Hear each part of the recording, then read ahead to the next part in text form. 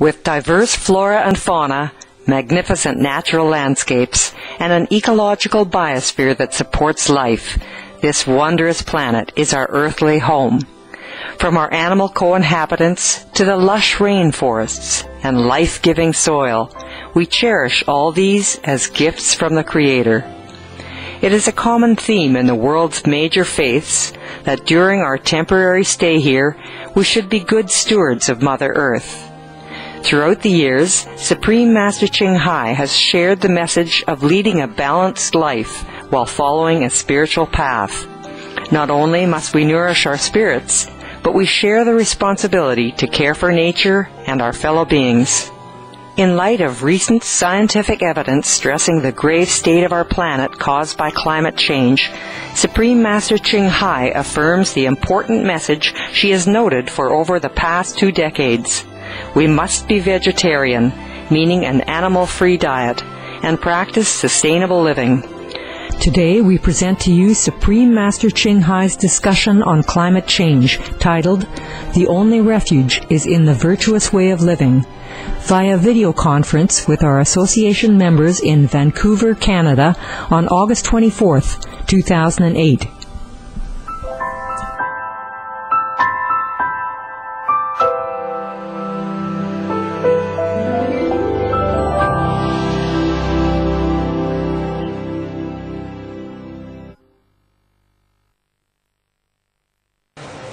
Hi. Welcome to Vancouver. Thank you. How are you guys? Very good. Hey, very good. Thank you so much for your love and blessings and great compassion and for spending your precious time with us, Master. You're welcome. With your permission, would it be okay for us to begin our questions? Yeah, sure. Thank you. I love you, Master. I love you too. Master, first, I'd like to share a story happened to me recently to express my sincere appreciation to you. About 2 months ago, a car hit me down on the street when I was riding bicycle, and the wheel ran over my left foot, and the driver drove back, and it ran over back on my foot again, and I was sent to hospital by the ambulance. And the doctor and the nurse said there must be fractures in my foot. But after doing X-ray, my bone was in perfect condition. And I still can go shopping after that. And they were so surprised and said, "Wow, you have a really strong foot." Yeah. But I know it's not about that. All of this is because Master takes care of me, loves me, and blessing me for every second. Millions thanks to you, my dearest Master. I'm happy for you. Thank you, Master. You mentioned we still have time to change the world. My question is, what's the relationship between the time of ice disappearing and the time of saving the planet? Thank you, Master. Mostly the time of disappearing of the ice means also the spelling of trouble for our planet. Of course, it would be better if we already saved the planet before the ice melted. But as it is, we can only do the best we can and trying to inform everybody to save themselves by being vegetarian. If the ice melts quicker, then of course we have shorter time to save the planet. But nevertheless, because people are joining a vegetarian diet, so we're going to get it and somehow fixed somewhere so that the time would be a little bit more lenient to us. Then we still can manage to save the world. Not complete, and not as much as we want it if we have more time, but still better than nothing.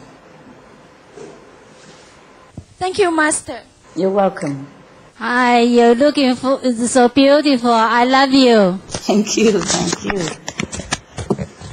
I know Master is working very hard day and night to save our planet. Master's grace will bless all living beings. We hope Master will also take care of your own health. I try. The Mayan calendar predicted that the current human civilization will end on December 21st, 2012. Before this day, our planet and all humankind will go through a cleansing process, such as a natural disaster of all kinds. During this period, all the bad elements and the bad people will be cleansed away, and the only good people will remain. Through this cleansing, the human's spiritual consciousness will be awakened and enter a new era. Master, is our current situation a manifestation of this prediction?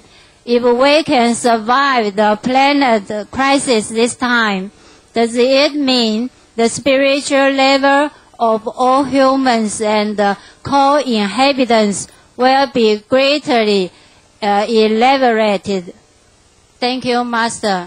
The current situation is a kind of similar to this prediction.